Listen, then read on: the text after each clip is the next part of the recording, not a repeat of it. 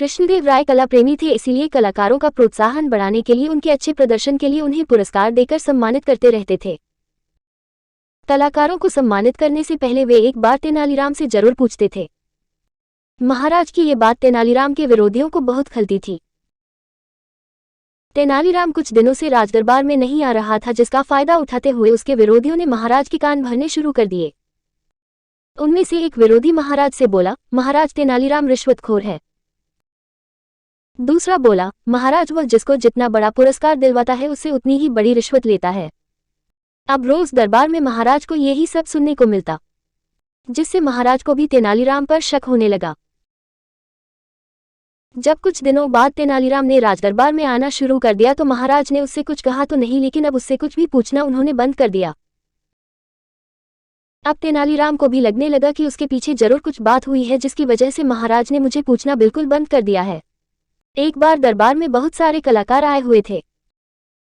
उनमें से तेनालीराम ने एक को छोड़कर सबको पुरस्कार देने को कहा, लेकिन महाराज ने उसका बिल्कुल उल्टा किया।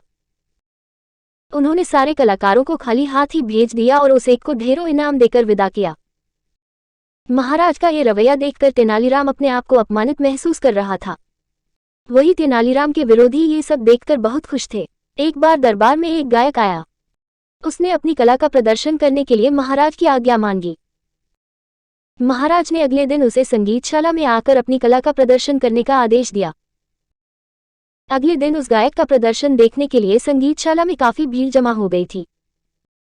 महाराज के आते ही उसने गायन शुरू किया तो चारों ओर वाह वाह होने लगी। गायन समाप्त होते ही तेनालीराम बोला, तुमने बहुत अच्छा प्रदर्शन किया है। मैंने तुम्हारे जैसा कलाकार आज तक नहीं देखा। तुम्हारे प्रदर्शन के लिए तुम्हें कम से कम 15,000 मुद्राएं मिलनी चाहिए। महाराज तेनालीराम की ओर देखते हुए बोले, सच में तुम्हारा प्रदर्शन तो काबिले तारीफ था, लेकिन तुम्हें देने के लिए हमारे पास इतना धन ही नहीं कि हम तुम्हें दे सके। बेचारा गायक निराश होकर अपना सामान बटोरने लगा कि तभी तेनालीराम ने एक पोटली लाकर उसे थमा दी। तभी राजपुरोहित बोला, ये तो महाराज का अपमान हो रहा है। जब आपने उस कलाकार को कुछ नहीं दिया तो तेनालीराम को देने की क्या जरूरत थी। यह सुनते ही महाराज गुस्से से लाल पीले हो गए। उन्होंने सैनिकों को तेनालीराम और गायक को पकड़कर अपने पास लाने का आदेश दिया। सैनिक गायक और तेनालीराम को पकड़कर महाराज के पास ले आए। महाराज ने एक सेवक से उस पोटली को छीनकर उसे खोलने का आदेश दिया।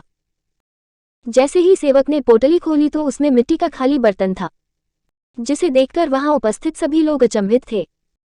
महाराज ने तेनालीराम से पूछा, तुमने ये खाली बर्तन क्यों दिया है। तेनालीराम बोला, महाराज यह गायक बहुत दूर से आपके पास आया था। मैंने सोचा पुरस्कार न सही कम से कम इस खाली बर्तन में वाहवाही भर कर ले जाएगा, इसलिए मैंने ये खाली बर्तन इसे दे दिया। तेनालीराम का जवाब सुनते ही महाराज का गुस्सा फुर हो गया और उन्होंने उस गायक को 15,000 स्वर्ण मुद्राएं इनाम के रूप में दे दी। इस प्रकार तेनालीराम ने अपने बुद्धि बल से अपने विरोधियों की चाल पर पानी फेर दिया। यदि कहानी पसंद हो तो चैनल को सब्सक्राइब और वीडियो को लाइक करें।